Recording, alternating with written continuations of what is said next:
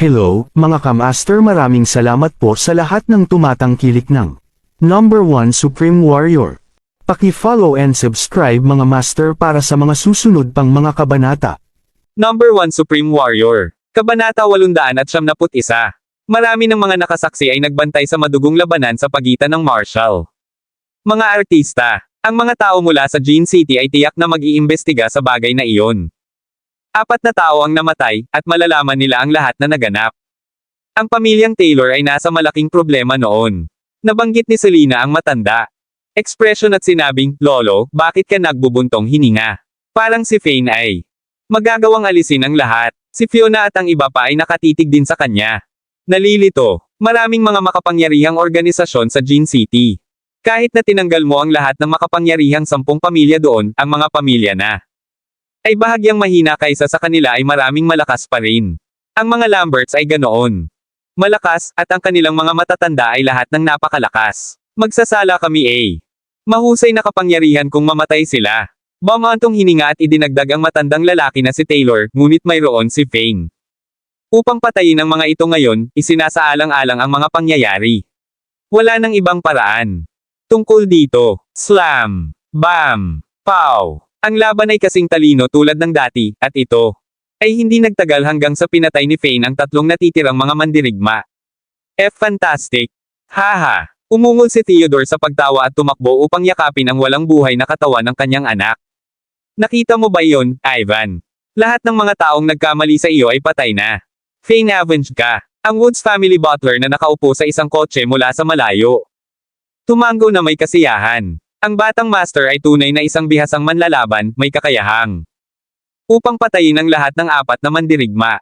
Ang guro ay malulugod sa sandaling marinig niya ang tungkol dito. Panipi. Ang butler pagkatapos ay lumingon upang tumingin sa babaeng katabi niya. Marahil si Fane. Hindi kasing lakas ng sa iyo, ngunit mayroon siyang higit na talento at potensyal kaysa sa anuman. Ikaw, sabi ng butler. Pagkatapos ng lahat ka ay nakatanggap ng pagsasanay sa murang edad, at pagkatapos lamang ay pinamamahalaang mo na lumaki kung sino ka ngayon.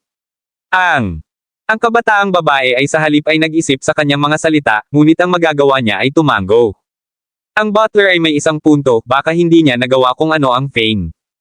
Maaari kung siya ay natigil sa mundong-mundong ito.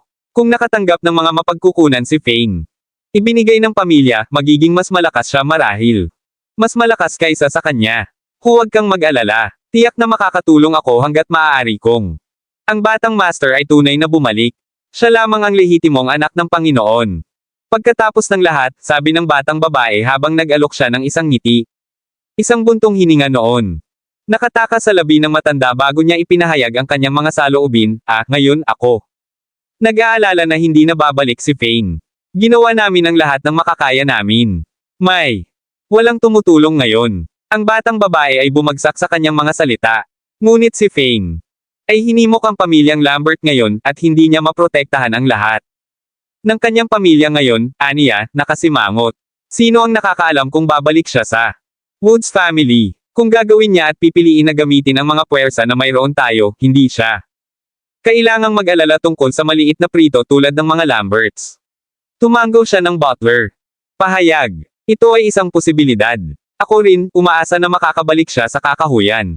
Pamilya at kunin ang kanyang nararapat na lugar bilang haligi ng aming pamilya. Ang dalawa. Mabilis na nagtaboy, at sa sandaling ito ay Orchid at ang iba pa ay dumating.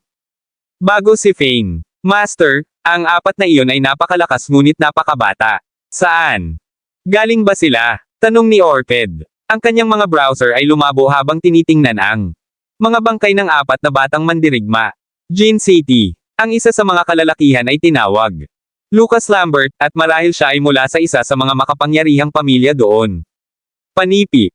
Nagbigay si Fane ng isang walang humpay ng ngiti at pinukpok ang kanyang tibak. Kabanata 872. Galing sila sa Gene City. Nakakaapekto iyon, maraming bihasang may kasanayan. Mga mandirigma sa mga makapangyarihang pamilya. Ang ekspresyon ni Orchid ay naging libingan.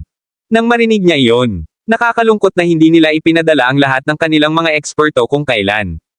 Sinimulan nila ang laban. Matagal na kaming nanalo. Mabilis. Alisin ang mga katawan. Inutusan ng matandang lalaki na si Taylor ang kanyang mga subordinate na hawakan ang mga katawan. Agad na kukunin ng mga tao ang labanan na bumaba ng mas mahaba, ito ay naiwan na hindi nalutas. Mas madali ito para sa pamilyang Lambert. Kung napunta sila rito upang siyasatin si Lucas at ang pagkamatay ng iba. Matanda. Sandali ni Taylor sa kanyang sarili habang inayos niya ang kanyang mga saloobin bago siya nagsalita kay Theodore. Nakilala ni Ivan ang kanyang kapahamakan ngayon dahil sa kung paano siya nag-provoke. Sila 5 taon na ang nakalilipas, Theodore. Wala rito ang mangyayari kung wala siya. Sinubukan na lokohin ang kasintahan ng ibang lalaki. Hindi ko naisip iyon. Hahanapin nila siya pagkatapos ng lahat ng mga taon na ito nang nalaman nila iyon. Hindi siya patay. Ang mga mata ni Theodore ay namula habang tumango siya. Naiintindihan ko. Ama, maraming beses ko na sinabi sa kanya upang makontrol ang kanyang mga aksyon, ngunit hindi siya kailanman nakinig sa akin.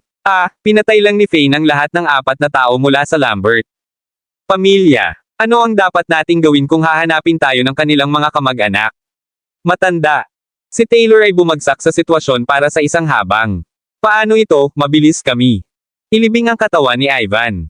Maraming distansya sa pagitan ng gitnang lalawigan at Gin City, iminungkahi niya. Hindi sila pupunta rito nang hindi bababa sa kalahating oras. Pagkatapos, inilibing namin ang katawan ni Ivan, ibebenta namin ang aming mga nakapirming assets para sa murang at iwanan. Gitnang lalawigan. Tumango si Theodore, alam na lumaki ang kanyang ama. Pataas at nanirahan sa gitnang lalawigan, sa buong buhay niya nagkaroon siya ng malalim na pagkakabitsa. Ang lungsod. Kung nagsalita siya tungkol sa pag-alis sa gitnang lalawigan, nangangahulugan ito na sila sa isang kakilakilabot na sitwasyon. Hindi. Gumagalaw ba talaga tayo? Saan tayo dapat ilipat? Hanggang ngayon, sumimangot si Fiona. Maliwanag na siya ay sumunod na hindi umalis. Ang bahay niya. Sa kasamaang palad, nagkamali sila ng isang kakilakilabot na makapangyarihang pamilya, at sila marahil ay mas ligtas kung umalis sila sa gitnang lalawigan. Gawin lang natin lahat ng kailangan nating gawin. Hindi ako natatakot sa pamilyang Lambert, ngunit kami dapat maghanda na umalis, kung sakali. Kumuha si Faye ng isang sigarilyo at kumuha ng isang mahabang eye drag out ito. Alam niyang malakas siya, wala siyang kinakatakutan. Gayunpaman, marahil ay hindi niya mahawakan ito kung ipinadala ang mga Lamberts. Masyadong maraming mga mandirigma. Anong kasawian? Bumantong hininga si Andrew. Bibigyan ko si Ben A. Tumawag, aniya, kailangan din niyang husayin ang kanyang cyber cafe. Natahimik si Joanne. Isang magandang habang bago siya dahan-daang lumakad papunta kay Selena at Fane. Fane! Selena, maglakad tayo sa hardin, alok ni Joanne. Sige, ina. Ang mga browser ni Selena ay mahigpit na magkasama, nakakagulat. Alam niyang nais ni Joanne na sabihin sa kanila ang isang bagay na mahalaga kung inanyayahan niya sila para sa isang pribadong pag-uusap. Fiona. Agad na umakyat sa kanila nang marinig niya ito. Ano ang pag-uusap mo? Tungkol sa, Joanne. Hindi ba ako makikinig din? Napaka-yuziso ko. Nagbigay ng mapait si Joanne. Ngiti. Hindi maginhawa para sa akin na sabihin sa iyo ang alinman sa ngayon, Fiona. Sagot niya, sasabihin ko sa iyo ang lahat kung tama ang oras, ngunit ngayon, ako. Gusto mo lang makipag-usap kay Fane at Selena. Nahulog ang mukha ni Fiona. Sige na. Jeez, pamilya na tayo. Bakit hindi niya lang masasabi sa akin? Hindi ito tulad ng ako. Outsider. Panipi. Kabanata 873. Hindi maabala si Joanne sa kanya. Dinala niya sina Selena at Fane sa gitna ng hardin ng kanilang villa. Sinimulan ni Fane ang pag-uusap sa harap ng kanyang ina. Maaari ba, nanay, ang matandang lalaki na iyon at ang babaeng iyon ay naghahanap sa iyo? Ginawa.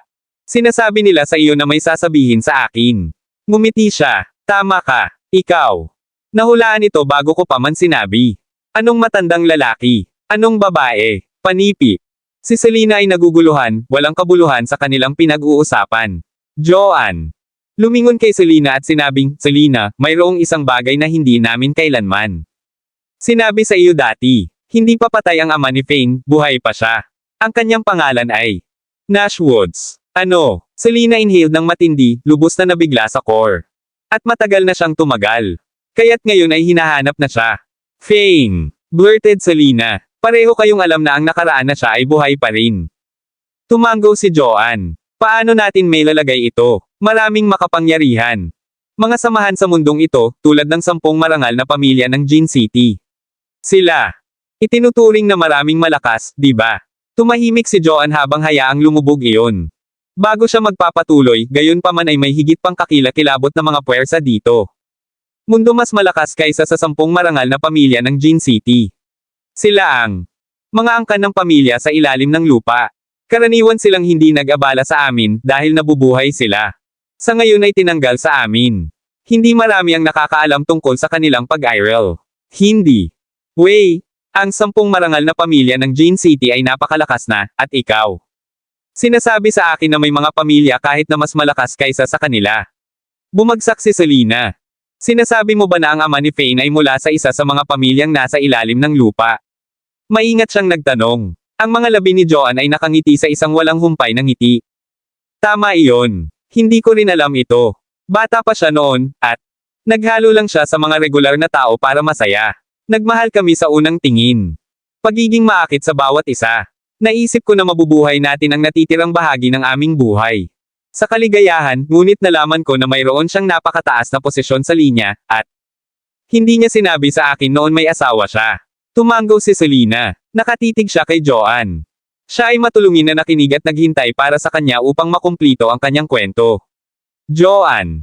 Nagpatuloy, nais niya akong gawin sa akin ang kanyang ikatlong asawa dahil mayroon na siyang 2. Iba, hindi ako nagprotesta dahil mahal ko siya, at pumayag ako sa pag-aayos. Pagkatapos ng lahat, hindi madaling makahanap ng isang taong tunay na minahal ko, habang nagsalita si Joan, siya. Ang mga mata ay gumala sa malayo na parang siya ay lumubog sa kanyang mga alaala.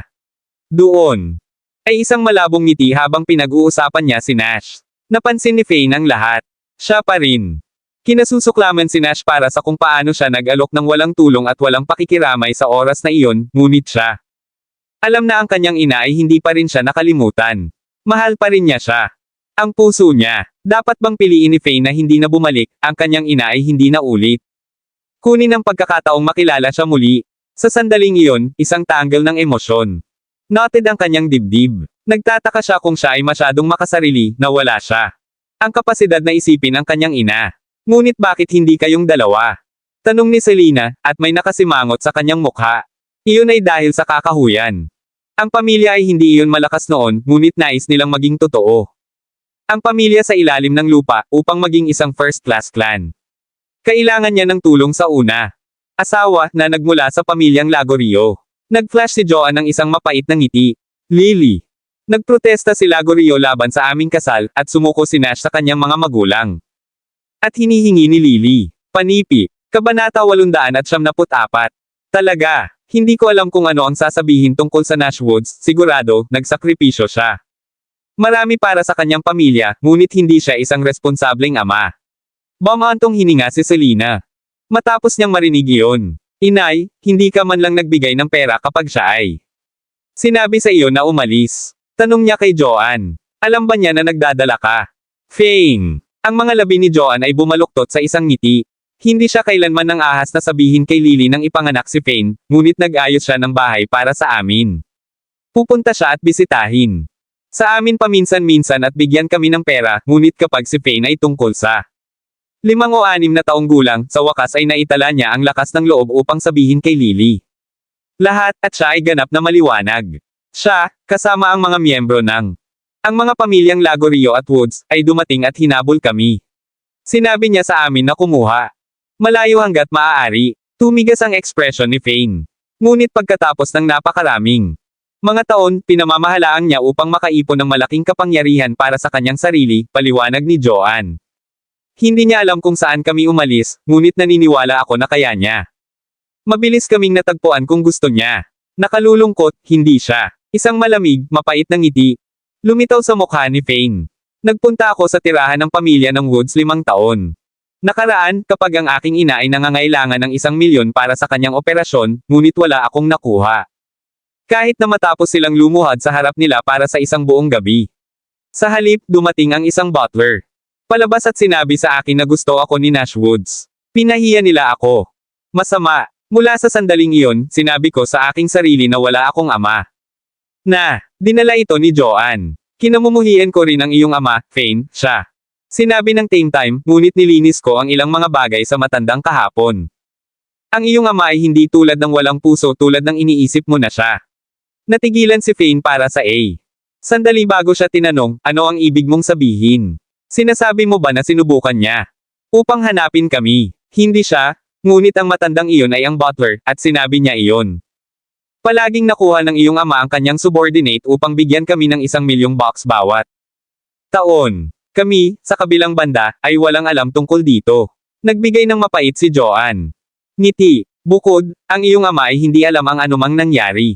Gabi, patuloy niya. Hindi niya ito ibig sabihin. Sa palagay ko alam ni Lily tungkol dito. Kaya sinabi niya sa lahat na panatilihing lihim ito. Inaasahan ko na siya ang dahilan kung bakit. Wala kaming natanggap na pera. Anong mapanganib na babae? Noon lang ginawa. Napagtanto ni Faye na lahat ito ay isang serye ng malubhang hindi pagkakaunawaan. Kung nakuha niya, may magbibigay sa iyo ng pera bawat taon, parang mahal pa rin ng iyong ama. At nagmamalasakit sa iyo. Marahil siya ay walang magawa sa kanyang sariling pamilya. Panipi. Ang ekspresyon ni Selena ay naduraj habang nasasabik siya sa emosyon. Siya. Hindi kailanman naisip na ang ama ni Faye ay buhay pa, na mayroon silang matagal kasaysayan sa likod nila. Kaya sinasabi mo sa akin na ang matabang babae na lumabas ng lumuhad ako bago ang pasukan na iyon ay hindi isang butler para sa mga kagubatan. Pamilya. Tumahimik si Faye, hindi maintindihan ang sitwasyon, tulad niya. Pinag-isipan. Ngunit sinabi sa akin ng matandang lalaki na bumalik sa araw na iyon, aniya. Isang bagay tungkol sa pagsubaybay sa pangkalahatang sitwasyon. Hindi ko alam kung ano. Pinag-uusapan niya. Ito ang nangyari, ang pamilya Lagorio ay nakakuha ng A. Makipaglaban sa isang tao mula sa ibang pamilya, at marami sa kanilang mga kalalakihan ay alinman. Pinatay o nasugatan. Ang kanilang kapangyarihan ay hamina. Sa halip, ang pamilyang Woods ay mayroon. Lumakas, paliwanag ni Joanne. Ang iyong ama ay namamahala upang sakupin kapangyarihan para sa kanyang sarili. Ang iyong mga lola ay parehong patay, at ang iyong ama ay malubhang may sakit. Sinabi ng butler na hindi siya tatagal ng 3 buwan, at umaasa siya. Babalik ka upang makita siya. Nais pa niya para sa iyo na magmana ng kakahuyan. Negosyo ng pamilya. Panipi. Kabanata 875. Ako. Kinukuha ang kanilang negosyo. Hindi nangyayari. Ang pamilyang Woods ay hindi sumang-ayon dito. Si Lily ay may anak na lalaki, at hindi hahayaan ng babaeng iyon na mangyari ito. Kahit na pinapatay ito, si Faye ay nababaluktot muli. Bukod, ang karamdaman ay maaaring magkaroon ni Nash. Hindi ba nila ito tretuhin, isinasaalang-alang ang mga kalagayan ng pamilya ng Woods ngayon. Hindi ko alam kung anong sakit ito, ngunit sinabi sa akin ng lahat ng butler na ang iyong ama ay tatagal lamang ng 1 pang 3 buwan. Tungkol sa pamilyang Woods, ang mga matatanda at ilan sa kanilang pamilya. Gusto ng lahat ng mga miyembro na bumalik ka. Ang anak ni Lily at Nash ay pumasok sa isang hindi pa natukoy na kagubatan kasama ang mga anak ng iba pang magagaling na pamilya, ngunit hindi nila kailanman came back out. Ang pamilyang Woods ay naghanap pa sa kanila ng malawakan, ngunit hindi kailanman natagpuan ang mga ito. Marahil ay kinakain sila ng mga ligaw na nilalang. Joanne. Nagbigay ng isang mapait na ngiti. Ikaw lang ang anak na si Nash ngayon, sabi niya kay Faye. Of course he, along with members from the Woods family, would want. Bumalik ka upang mga siwa. Siyempre, ang pamilya Lily at ang Lagorio ay marahil ay mahirap para sa iyo, kaya kailangan mong bakal ang iyong sarili dapat. Piliin na bumalik. Tumahimik si Faye. Ang mga segundo ay take nakaraan bago siya. Sa wakas ay itinaas ang kanyang ulo upang tumingin sa kanyang ina. Nanay, gusto mo bang puntahan ako? Tanong niya, seryoso si Tone. Naglabas siya ng isang mahabang buntong hininga. Igagalang ko ang anuman. Desisyon na gagawin mo, Faye, conceded Joanne. Pagkatapos ng lahat, hindi kailanman nag-ingat si Nash. Sa iyo sa lahat ng mga taon na ito, at kayong dalawa ay walang malakas na bono ng ama-anak. Bukod dito, wala kaming utang na pamilya ng Woods. Gayunpaman, lumipat si Joanne sa kanyang tindig habang nagpapatuloy siya, ngunit bilang iyong ina, inaasahan kong makakapunta ka. And see him. I don't care if you become the family head, it's not that great of a job anyway. You might attract plenty of unwanted trouble. Still, ang iyong ama, at siya ay namamatay. Gusto kong bumalik ka at makita siya. Selena. Naisip din ang bagay na ito. Kami ay nag-provoke ng isang mahusay na pamilya mula kay Jean. Lungsod ngayon, paalala ni Selena. Kung bumalik si Faye, hindi rin mahalaga kung hindi siya naging ulo ng pamilya hanggat alam ng lahat na siya. Kabilang sa pamilyang iyon. Ang pamilyang Lambert ay marahil ay walang magagawa sa amin kapag alam nila ito. Baka iwanan lang nila ang lahat. Joanne. Tumango sa haka-haka ni Selena. Tama iyon. Hindi ko naisip iyon, ngunit. Ngayon nabanggitin mo ito, may katuturan. Oo, ang butler at ang bata. Ang babae ay aalis sa 5 o 6 na araw. Hiniling nila sa akin na sabihin sa iyo na kaya mo. Bumalik sa kanila kung nais mo. Siyempre, mayroon pa ring 3 buwan si Nash. Kaya mayroon kang oras upang mag-isip tungkol dito. Maaari kang pumunta mamaya. Pag-usapan natin ito. Kalaunan noon. Ako, naguguluhan ako ngayon. Hayaan muna natin ang katawan ni Ivan at ibenta. Ano man ang makakaya natin sa villa na ito. Tatalakayin namin ang buong isyu ng pamilya ng Woods. Mamaya, bumantong hininga si Fane at kumuha ng sigarilyo. Kumuha siya ng isang mahabang pagdrag sa labas ng sigarilyo sa pagitan ng kanyang mga daliri. Palagi niyang naisip na patay na ang kanyang ama, ngunit lahat. Nang isang biglaang, ang matandang lalaki ay dumating at hinanap siya pagkatapos ng matagal. Mayroong an indescribable knot of emotions that tightened at his chest. Bigla-bigla. Lumitaw si Lana at lumakad papunta sa kanila. Fane, nandito ka, sigaw ni Lana. From afar when she spotted him. Gusto kitang kausapin ng tungkol sa isang bagay. Nakilala ni Fane ang kanyang kalahating daan at nabanggit ang halip na nasa sabik na ekspresyon na mayroon siya. Ano ang nangyayari? Tanong niya. Ito ay dapat na mahalaga kung dumating ka upang makita. Ako ang iyong sarili. Inscan ni Lana ang kanyang paligid at nabanggit na wala. Masyadong maraming tao sa paligid. Lumitaw ang scale ng dragon. Aniya, mababa ang tono. Ito ay sa lungsod ng Swallow, hindi masyadong malayo sa Gin City. Kabanata 876. Natuwa si Fane nang marinig niya ang sinabi ni Lana. Seryoso ka ba? Isang dragon. Scale. Sabik na tanong niya. Isang tunay na scale ng dragon. Siyempre. Kinuha ko Matagal nang subaybayan ang mga alingaw-ngaw, ngunit hindi ko alam kung sino ang mayroon nito ngayon. Ang mahalaga ay ang hitsura nito. Maliwanag si Lana. Nasa sabik din. Ito ay magiging kamangha-manghang kung makukuha mo ito, Master. Pagkatapos ng lahat, panipi. Maraming tao ang lalaban para sa isang bagay na tulad nito kung talagang lilito ito. Publiko. Hindi ito masyadong kapaki-pakinabang sa karaniwang tao, ngunit ito ay isang kayamanan. Gayunpaman, may halaga sa pagpapanatili nito. Nagsalita si Fane, ang kanyang emosyon. Labis siya sa sandaling iyon. Hindi namin alam kung sino ang mayroon nito, ngunit si Fernando ay nakatira sa malapit. Pumunta na siya doon upang matulungan kang hanapin ito at I claim ito. Natatakot kami na dadalhin o ilipat kung wala kaming ginawa. Mabilis, puna ng grin ng Lana. Sige, mag-imbestiga siya. Una, dapat nating makuha ang scale ng dragon. Pupunta kami doon kaagad pagkatapos. Tumango si Fane. Pinukaw ko ang pamilyang Lambert mula sa Gin City dito. Hindi sila isang malaking puwersa na mabilang, ngunit hindi rin sila maliit na fries. Ang Taylor. Kailangang husayin ng pamilya ang kanilang mga nakapirming pag-aari sa 2 araw na ito, at pagkatapos lamang. Magtatakda ba tayo? Sige, susundan ako noon. Chirp Lana, ang ngiti niya. Plaster pa rin sa kanyang mukha. Ikaw, sundan mo kami. Hindi nagsalita si Fane. Ginawa niya. Hindi alam kung ano ang maramdaman sa sandaling iyon. Pinahihit ni Lana ang mga mata sa kanya. Hayaan mo lang. Ako ay manatili sa tabi mo, guro. Sobrang nababato ako kung hindi ako sumama. Minsan.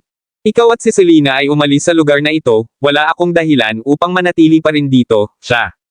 Spoke coyly. Halos nais ni Fane na malabos kung paano ang Diyosa ng digmaan ay kumikilos, hindi siya kumilos ng ganoon. Maaari niyang maramdaman ang mga goosebumps. Ang kanyang balat. Only after a good while did Fane relented, alright. Sumama kong. Nais mong pagkatapos, ngunit mas mahusay kang makahanap ng isang dahilan. Kung hindi, magiging mahirap para sa ang iba ay tanggapin ito kung sumama ka. Isang dahilan. Sumimangot si Lana. Ako. Magkaroon lamang ng isang bagay, aniya, nakangiti. Sasabihin ko lang na ako. Pagtagkasama ang isang bakasyon o kung ano. Ang kanyang pangangatuwiran ay nagbigay ng Fane. Hindi nagsasalita, ngunit tumango lamang siya sa kanyang ulo dahil katanggap-tanggap ang pangangatuwiran na iyon. Sige, tatawagan kita kapag umalis kami. Okay, naka-off ako noon. Panipi. Ngumiti si Lana at nagpunta upang magpaalam kay Selena bago umalis. Selena. Naglakad matapos umalis si Lana at binigyan ng malabong ngiti si Fane. Ano ang pinag-usapan niya? Sa iyo tungkol sa, gusto pa niyang kausapin ka lang. Wala ito, aniya. Nais niyang sumama sa amin para sa isang holiday matapos niyang malaman na kami aalis na. Narinig niya na tumakbo kami sa ilang problema dito at tinanong kong kailangan namin ng anumang tulong, nagsalita si Fane sa isang casual na tono, nakangiti. Talaga, iyon. Mahusay. Sila na ay isang Diyos ng digmaan, kaya't magiging mas ligtas tayo kung sasama siya. Ang pamilya Lambert ay medyo malakas, pagkatapos ng lahat, at magiging mahirap kung sila hanapin kami. Natuwa si Selena nang marinig niya ito. Oh, tama. Mayroon ka. Naisip kung saan tayo pupunta. Tanong niya kay Fane. Kabanata 877. Tumahimik sandali si Fane habang naisip niya ito bago siya sumagot. Selena, lungsod ng Swallow.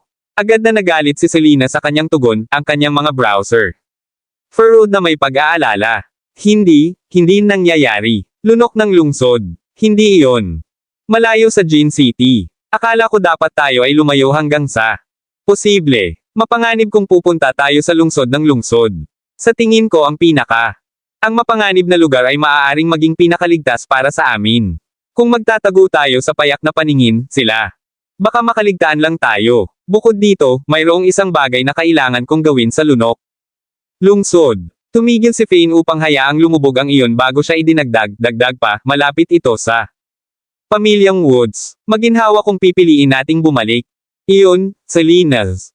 Ang mga labi ay dahan-daang kulot paitaas sa isang ngiti. Inilipat siya ng kanyang tugon. Talaga. Magaling iyon. I could tell that mother still loves Nash Woods. Bukod sa anak kanya, at namamatay na siya. Inaasahan kong maaari mo siyang bisitahin. Magsisisi ka kung hindi mo siya nakikita bago siya mamatay. Tulad ng para sa buong isyu tungkol sa pagiging the househead, well, I don't really mind whatever decision you make. Pagkatapos ng lahat, hindi niya nais na mabuhay si Fane na may puot na nakapangangilabot sa kanyang puso. Bukod dito, maraming hindi pagkakaunawaan sa pagitan niya at sa kanya.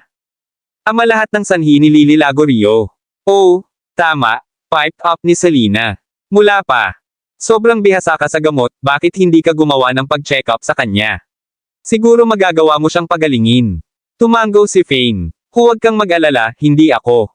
Walang puso. Pupunta ako sa pagbisita sa pamilyang Woods pagkatapos ng ilang sandali, ngunit huwag sabihin sa ina. Tungkol sa desisyon ko pa.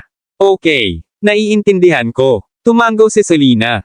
Acquiescence. Dumating ang hapon, at ang pamilyang Taylor ay pumili ng isang balangkas ng lupa upang ilibing sina Ivan at Zina. Kinabukasan, nagpunta si Joanne upang makita ang pamilyang Woods. Butler ulit, sinabi niya sa kanila na hinikayat niya si Fane hanggat maaari.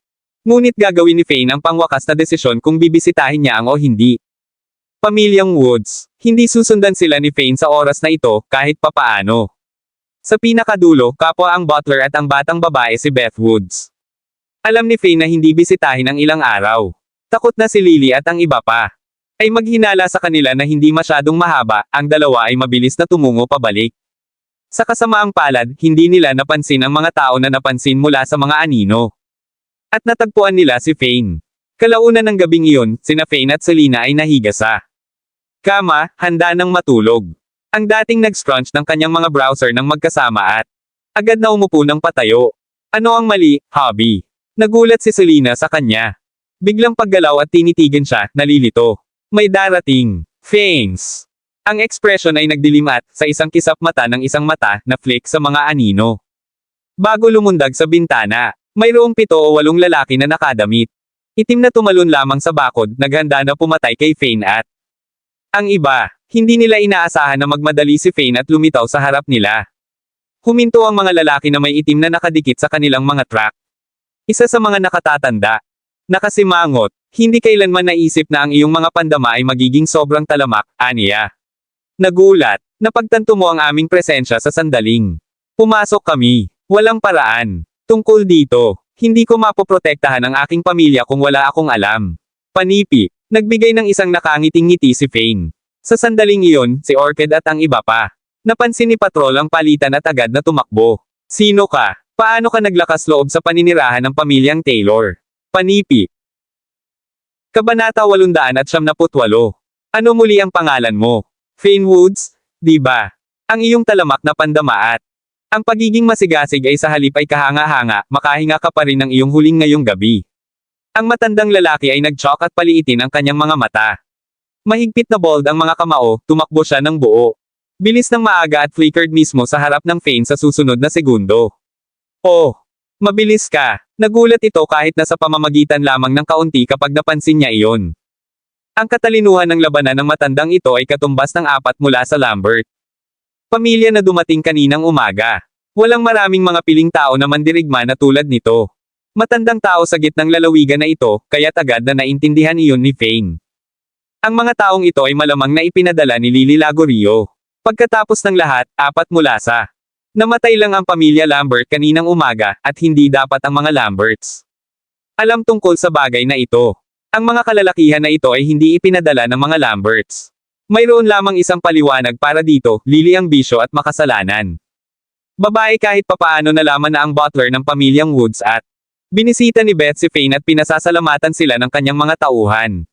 Bukod dito, naisip niya na alam ng mga kalalakihan na nasa kanya kung nasaan siya, kahit na maaaring matakot sila. Ang Beth at ang butler ay matutuklasan sila. Natatakot sila na si Beth. At ang butler ay makikialam kapag sinubukan nilang patayin si Fane. Kaya, ang mga kalalakihan na ito naghintay sa mga anino habang hinihintay nila ang tamang sandali na hampasin sa sandaling. Umalis si Beth at ang butler. Plano nilang tapusin siya ngayong gabi, minsan at para sa lahat. Agad na hinawakan ni Fane ang sitwasyon sa kanyang isipan. Sa kanyang kamao clenched. Mahigpit, hinampas niya ang kanyang braso at sinampal ang kanyang kamao laban sa matanda. Bahagyang at mapurol na wine ang nakatakas sa bibig ng matanda habang siya ay pinadalhan ng 7 or. Kaya ang mga hakbang pabalik dahil sa puwersa. Pagkatapos lamang ay mababawi niya ang kanyang paa. At tumayo muli ang kanyang lupa. Ang pagkabigla at sorpresa ay hugasan sa luma. Mukha ng tao. Siya ang pinakamalakas sa mga kalalakihan na kasama niya, at naisip niya na ang kanyang suntok ay magpadala kay Fane sa impyerno ng madali. Sa hindi inaasahan, Fanes. Ang kasanayan sa labanan ay mas malakas kaysa sa kanya. Paano ito posible? Isang babae mula sa grupo ay namangha sa pinangyarihan bago siya. Ang brat na ito ay hindi itinaas sa pamilyang Woods. Lumaki siya rito, sa mundo ng pangkaraniwan na ito. Siya hindi nakatanggap ng anumang pagsasanay mula sa kakahuyan. Paano siya magkakaroon ng ganyan kapangyarihan? Bumagsak ang mukha ng matandang lalaki at pinapalakpakan ang kanyang kamao. Hido, ay na-underestimated ka bago ito, at iyon ang dahilan kung bakit hindi ko pinakawalan ang aking buo. Lakas sa aking suntok. Hindi mo ba iniisip na mas mahina ako kaysa sa iyo? Well, mukhang kailangan kong gamitin ang aking buong lakas ngayon para sa iyo. Fane, sa kabilang kamay, nagbigay ng isang ngiti ng Juan. Kung tama ako, ipinadala ka sa pamamagitan ng baliw ng Woods family, Lily Lagorio. Ang butler ay naiwan lang, at hindi mo rin magagawa. Maghintay para sa susunod na araw. Sa palagay ko hindi ka manggahas na gumawa ng anumang mayroon sila. Nanatili dito, oo. Hey, hindi mo kailangang malaman kung sino ang nagpadala sa amin at saan. Galing kami, bata. Kailangan mo lamang malaman na ngayon ang iyong huling araw sa ang lupa. Ang matandang lalaki ay tumawa ng malubha. Siya ay crouched ng bahagya at, kasama isang malakas na stomp, lumukso sa kalangitan bago bumagsak patungo sa Fane. Ang kanyang kamao ay clenched. Malinaw na maramdaman ni Fane ang napakalawak na kapangyarihan sa luma. Ang katawan ng tao, isang malaking sigaw mula sa kanyang unang lakas sandali na ang nakalilipas. Ang matandang lalaki ay inilagay sa bawat onsa ng kanyang lakas sa pag-atake na ito. Free wash. Kapag ang malapit nang makarating ang matandang lalaki sa Fane, agad na lumipat si Fane. Sa kumurap ng isang mata, tumalon siya sa kalagitnaan ng hangin, itinaas ang kanyang tuhod, at sinampal sa matanda. Chin! Slam! Isang mapurol at masakit na sigaw ang sumigaw sa hangin bilang matanda. Ang ulo ay kumatok pabalik ng malakas na puwersa, na nagpapadala sa kanya na lumilipad sa ang hangin. Ang matandang lalaki ay nag-spurt ng isang bibig ng dugo sa kalagitnaan ng hangin habang lumingon ang kanyang mukha. Palad! Ang matandang lalaki pagkatapos ay nahulog sa lupa habang ang dugo ay pinalayas mula sa kanya. Bibig ulit, ang pagkabigla, sorpresa, at kawalan ng paniniwala ay na-plaster sa buong kanyang mukha ng mahabang panahon. Ano? Hindi ito maaaring. Ang natitirang mga lalaki ay umusbong. Bumalik sa pagkabigla sa pinangyarihan sa harap nila. Hindi kailanman nangyari sa kanila ang Fane. Maaaring mabuhay mula sa buong lakas ng matanda, kung ano ang higit na labis na lakas. Siya Ang bilis at kasanayan sa labanan ni Fane ay lumampas sa kanilang mga inaasahan. Kanya. Ang bilis ay maihahambing sa bilis ng Petronum ang nangungunang nakalista na manlalaban. Sa pamilyang Woods, ano pa ang hinihintay mo? Huwag kalimutan ang aming layunin. Ngayon, patayin mo siya, panipi. Kabanata 879. Ang matandang lalaki ay humagulgol sa kanyang mga ngipin, tinitiis ang kanyang sakit, at pinilit ang kanyang sarili na makakuha. Pataas tinawag niya ang iba na singilin sa Fane. Gra! Ang grupo ay iginuhit. Out ang kanilang mga magagandang espada, isa-isa, at nagmamadali patungo kay Fane. Dahil kayong mga lalaki, nais mong sumayaw sa kamatayan ng labis, bibigyan ko ng nais ang iyong nais. Si Fane ay sumalampak sa kanyang palad, at ang itim na metal na taybak ay lumitaw sa kanyang kamay. Free wash. Fane. Nag-flick ng kanyang pulso bilang mga slashes mula sa taybak na nabuo ng nakasisindak na pressurized. Ang mga blades ng hangin na lumipad patungo sa pangkat. Katulad nito, ang mga lalaki ay nahulog sa sahig, walang buhay. Ikaw, alam mo kung paano palayasin ang mga pressurized blades ng hangin. Nagulat ang matandang lalaki. Naisip niya na papatayin si Fane sa gabing ito. Ano ang may malaking bilang ng mga tao na kasama niya, ngunit ang lahat ay walang kabuluhan. Spill. Ito. Ipinadala ka ba ni Lily dito? Hinawakan ni Fane ang taybak sa kanyang kamay at nag-stop. Patungo sa matanda. Ang kanyang mga mata ay mapurol at walang emosyon, ang kanyang tinig ay patag at merciless. Nagpadala ito ng panginginig sa gulugad ng iba. Ang lalaki sa harap niya ay tumingin lahat. Masyadong ordinaryong, naisip ang matanda. Sino ang mag-iisip na ang mga blades ng hangin ay pinagsama sa kanya? Ipaglalaban kita hanggang kamatayan. Ayaw. Ibalik sa katotohanan, ang matandang lalaki ay sumakay patungo kay Fane na may isang taybak sa kanyang kamay. Nais na putulin ang kanyang ulo na malinis mula sa kanyang mga balikat. Ang ambisyon ng matanda ay pinutol habang lumitaw ang isang gash sa kanyang leeg sa susunod na segundo. Ang luma. Ang tao ay bumagsak ng diretso sa lupa. Ano ang nangyayari? Sina Andrew at Fiona, na narinig ang mga ingay na dulot ng pakikipaglaban, naubusan mula sa bahay. Sa oras na lumabas sila mula sa bahay, binati sila sa pamamagitan ng isang sahig ng mga bangkay na nagkalat sa lupa. Ang eksena ay nagparalisa sa kanila. Pareho, hindi alam ni Fane kung saan sisimulan ang kwento o kung paano ipaliwanag ang sitwasyon sa dalawa. Pagkatapos ng lahat, hindi niya balak sabihin kay Fiona at ang iba pa tungkol sa bagay tungkol sa pamilyang Woods. Matapos ilagay ang ilang mga saloobin sa bagay na ito, itinago niya ang taybak sa kanyang kamay at binuksan ang kanyang bibig. Hindi ako masyadong sigurado. Tila tulad ng isang tao na umarkila ng mga mamamatay tao na ito. Pagkatapos ng lahat, marami. Ang mga tao doon ay nais ang aming mga ulo. Sa palagay ko mas mabuti para sa amin na umalis sa gitna. Mabilis ang lalawigan. Bagaman sinabi ni Fane ang kanyang sarili, kilala niya ang mga assassins. Ay hindi mula sa gitnang lalawigan. Pagkatapos ng lahat, pinatay niya ang mga tao sa gitna. Lalawigan na nais siyang patay. Na epektibong tinanggal ang lahat na nagkaroon ng Fane sa kanilang hit list.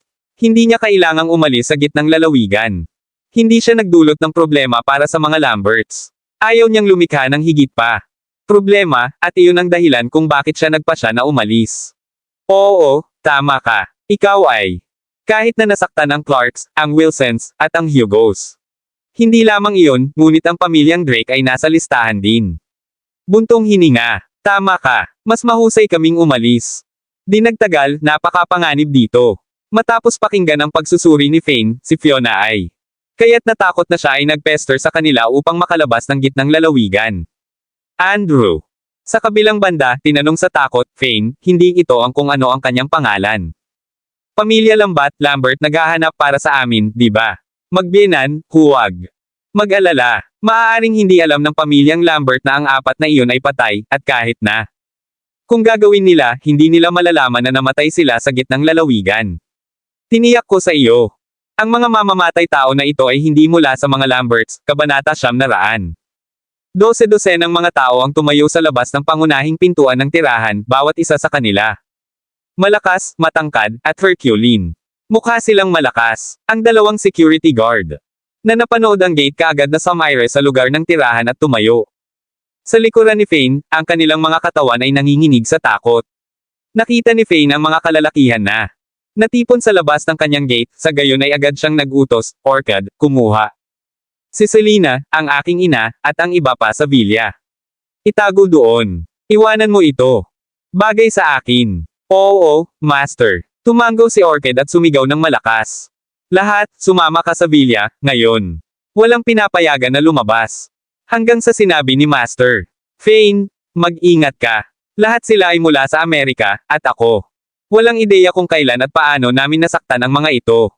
Ang noo ni Selena ay gumapang habang siya nagsalita kay Fane, at pagkatapos lamang ay sinundan niya ang natitirang pabalik sa villa. Nag-aatubili. Hey! Ikaw ay isang taong pinahahalagahan ang pamilya at mga kaibigan, ha? Punk! Ngunit hanggang sa palagay mo ay mapoprotektahan mo sila. Isang malaki. Baldman na mukhang siya ay mula sa Amerika na ulol ang kanyang kalbo na ulo. At tumawa. Kapag tinapos ka namin, ipapadala namin ang iyong pamilya at mga kaibigan upang matugunan. Ikaw sa kabilang panig. Tapos na ang digmaan, at hindi ko talaga maiintindihan kung bakit. Narito ka. Talagang maglakas loob kang pumunta dito at lumikha ng problema. Huwag kalimutan. Nawala sa atin ang iyong bansa. Kami ang matagumpay. Si Fane ay nagpakawala ng isang nagyelo na malamig na ngiti, ito ay magiging writing upang wakasan ang buhay ng mga dayuhan na ito. Haha. Tama ka, tapos na ang digmaan, ngunit ang isang maliit na labanan ng grupo ay hindi makakasama. Diba? Ito ay normal. Tumawa ng malakas ang kalbo at sinabi, bukod sa, hindi kami kumakatawan sa Amerika. Narito kami para sa aming sariling mga tao, upang patayin ka.